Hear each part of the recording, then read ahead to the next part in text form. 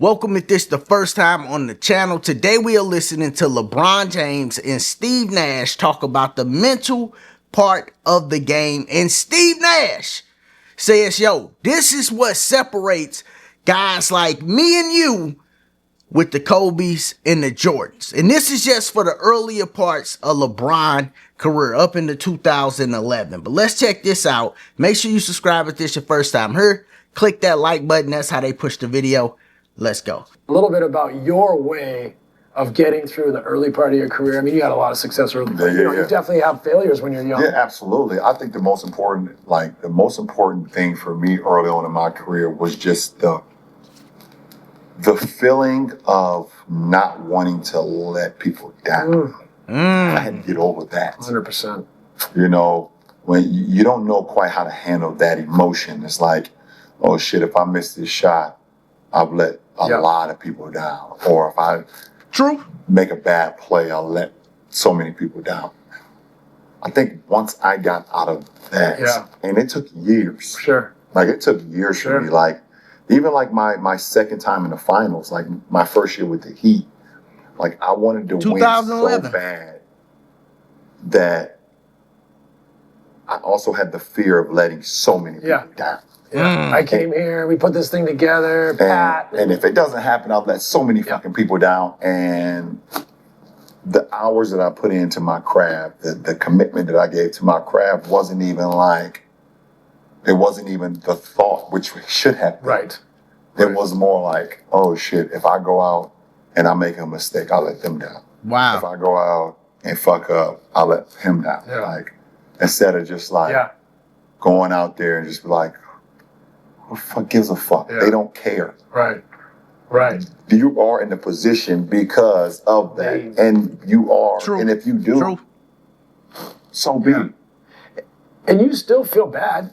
Yeah, absolutely. You don't get it done. But now you have the resolve to push through. You have the resolve. Next night I'm doing the same thing. Yeah. Right? Exactly. It's interesting. It's funny because I think I'm probably butchering this, but I think the Chinese call it a paper tiger. I think the Buddhists call it a double arrow. And it's basically, Mark Twain has this quote, like, I went through an awful lot in my life, and some of it actually happened. It's like our reaction, right? It's our reaction. Yeah. So you're reacting, not to all the work you put in. Right. You're reacting to the perception. Yeah, the perception. I don't want to let people down. I think we're similar in that way, whereas I think other people, like I don't think Kobe gave a shit. At all. I think that's what part of his brilliance. I don't think Michael gave a shit. Like that's a part of their brilliance. In a way, other people salute to Steve Nash. Get the scars through that stuff, right? And so I was the same way. I think you perseverate on the negative rather than I'm building towards something here. Right? I'm building towards something here. I'm putting in the time. Rely on the work. Don't rely on the perception. For sure. This false reality. And I think it's funny. I mean, we're getting into the mind here a little bit. Yeah, for sure. Mind the game. Mind the game. And I love that they came out and said this. And this ain't to knock LeBron.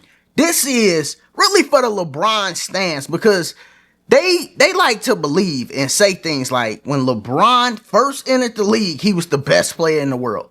No, he was not. I salute LeBron and Steve Nash because Steve Nash put some extra sauce. He like, me and you, we different from the Kobe's and the Jordans. They always didn't care. They had that thing where they was brilliant and they just could play and, great closers. Me and you, we had to learn to be that. It's the mind that LeBron had to learn. It's what he's telling you. He didn't have that before 2011. And then it's a skill aspect. This is why I always say LeBron James became the best player in the NBA in 2012. You cannot say he was the best player in the NBA before that because he lacked the skill. San Antonio Spurs showed that because he was similar to Giannis in his earlier years. Super athletic, freak of nature, even more freakish than Giannis. LeBron early, more freakish than Giannis. And I know it's some young people like, what, really? Yes, really. LeBron James is the modern day Wilt Chamberlain. That's who he is to me. From an athletic standpoint, he's like a modern day Wilt. Now, the things he did to maneuver and get his teams, that's where I go, he shouldn't have did that. But as far as his game, LeBron is an all-time great.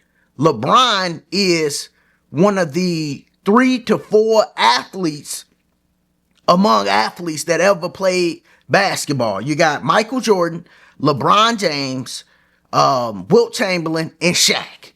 Them are the 4 guys. I didn't put them in order, but those are the 4 guys that, like, you look and go, oh, they super athletes amongst the super athletes. But LeBron lacked skill in the game of basketball. He did. Post up, off-ball offense, dribbling, shooting, free throw shooting, mid-range, every type of shot when he first got into the league. And he had to develop that part of his game. It still ain't like, Steph Curry and those guys, but it still ain't like above average, right? I still wouldn't say but he's like an average jump shooter now, average dribbler, But when he first started, he didn't have that skill set. That's what was holding him back from being the best player in the world, along with the mental part that he's talking about now. So I love that they came out and spoke about this, but I hate how these fanboys be when LeBron comes out and tell you the truth. LeBron will come out and literally let you know, and it takes some man stuff to do this, but he come out and literally let you know, yo, dog, I wasn't there mentally, early. I wasn't there. I had to develop what Kobe and Jordan already had. And then he had to develop those skills too. He was always a great athlete. I mean, you can't, knock him. I mean, tremendous athlete. But it was things he had to develop. Salute for LeBron and Steve Nash for coming out. Because Steve Nash really was like, yo, dog, this is what me and you got that Kobe and Jordan, they just always had. We had to develop that, so salute to him for saying that. But, yeah, man, y'all let me know. What do you think about LeBron and Steve Nash having this conversation, being so honest, because it's a great, conversation for 2 men to have and be open and honest with it. And do you think that LeBron James was the best player in the world in 2012? I always say 2012 to 2016, LeBron James was the best player in the world. And then KD was just like, nah, dog, it's me now. 2017. But yeah, y'all let me know y'all thoughts on this. As always, if this your first time here, make sure you sub to the channel. Check out the other content. Click that like button. Y'all be easy. Be safe. Peace.